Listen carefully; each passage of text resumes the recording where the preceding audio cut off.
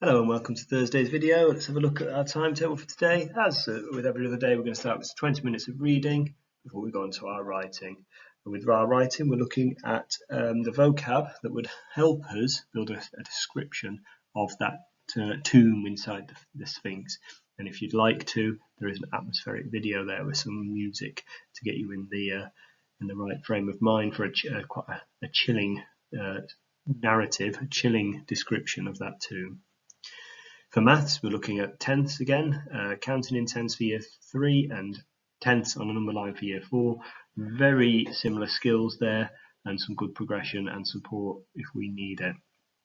If you haven't got access to those resources for whatever reason, please, as an activity, draw some number lines where you count in tenths. So starting at 0, going 1 tenth, 2 tenths, 3 tenths, 4 tenths, 5 tenths, so on, all the way up to 1.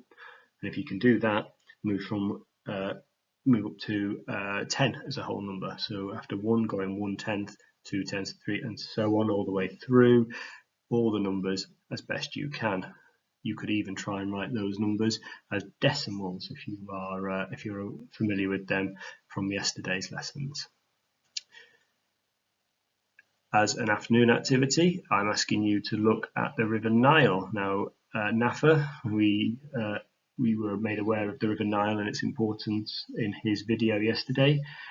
I'd like to know how important it was to the people of Egypt. I've given you a little bit of information. You may need to do some research yourself, or like a historian, you may need to make some assumptions using evidence that you have. So that's a little task that I'll show to you at the end of this video and the way that I'd like it set out.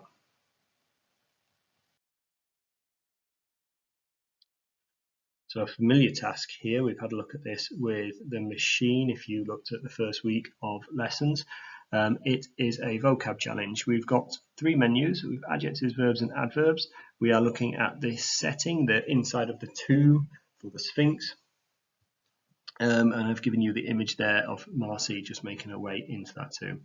You can also use your imagination here, thinking about some of the traps, some of the perils that she meets on the way. And creating little bits of interest for your reader here. So don't ride just on the picture here. There may be other things you would like to do. If you haven't got a printer, feel free to write these lists in your exercise books, but please make sure you've got a range of adjectives, verbs and adverbs. It's a good way of generating some vocab, this, so have fun with it and choose the best words. Don't highlight everything.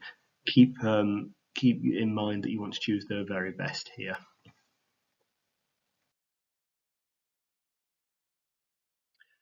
Now, I've no doubt that some of you will race through the vocabulary challenge. You're very good with your vocab, and you may need something else just to extend you a little bit. So what I've included is an up-leveling sheet, and this is a piece of writing that is of the chiller genre, as they've dubbed it, a little bit creepy, and I'm hoping it fits into what we're thinking about the tomb. I'd like you to evaluate this writing and just think about improvements that we could put forward. So we've got a tick list, a checklist of features that they should have used.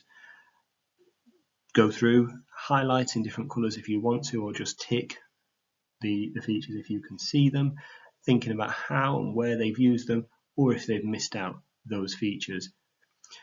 When you've done that, I'd like you to evaluate the features that you think they used really well, that were really effective, telling me the feature and tell me why you think it was effective.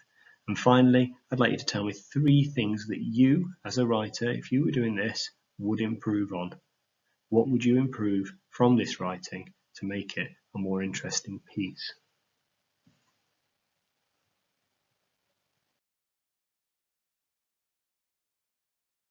Some fantastic lessons from White Rose this week, and this one's another set of fantastic lessons that work very well together. We've got year 3 counting in tenths and year 4 tenths, putting them onto a number line to put them in order. They're great progression steps, and again, year 4, if you're not 100% about the theory here, drop back and look at that year 3 lesson and perhaps move forward to the year 4 later if your confidence returns. And year 3, if you're thinking that counting in tenths is quite easy, we have done it in class. If you think that it is a little easy, there is the year 4 there as a challenge as well. So please put yourselves into a category where you're being challenged enough to be moving forward, but not so challenged that it's impossible for you to accomplish this. So by giving you the 2 lessons, hopefully I've given you the scope there to aim to move forward with this.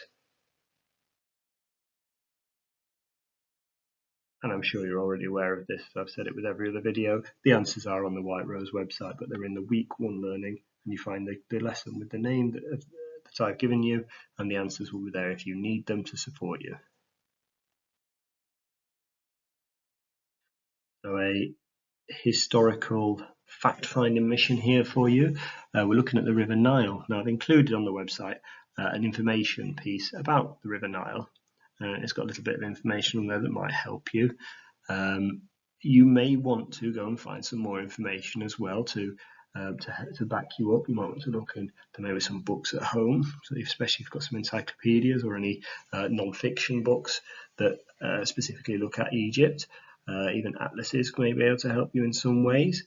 But there's also the internet as well, if you can find a reliable source, and think about those reliable sources if you are to search for anything on the internet as well. I'd like you in this task to think about the Nile and the ways it was used and still is used in Egypt. So we're going to think about how it's a source of water, how it's used, how it can flood, how it can be used for communication, transport, natural barriers, and it can be used for food sources. Now that word inundation is important because the flooding of the river, even though it sounds quite bad, is important and significant to Egyptian life, especially ancient Egyptian life. So don't underestimate it. Don't hazard a guess that it was a bad thing. It does have a value. There's a reason it's valuable. So please be careful with that one. And I'd like you to write those values, those reasons that they, the benefits that they got from the Nile, in the column that says value. Now the then column is the important one that we need to focus on. That's the ancient Egyptians. What did they gain from it? And then finally, the now is nowadays. And it might be that that's the bit that you don't quite get finished today, or the bit that you choose not to focus on because you've invested a lot of time in the ancient Egypt bit, and that is what we're focusing on. The now bit we'd see as an extension to this task if you were wanting to push yourself a little bit further. Please find all the different sources and their value, how they were used, what was very good about them, and tell me exactly what that looked like in the ancient Egyptian times.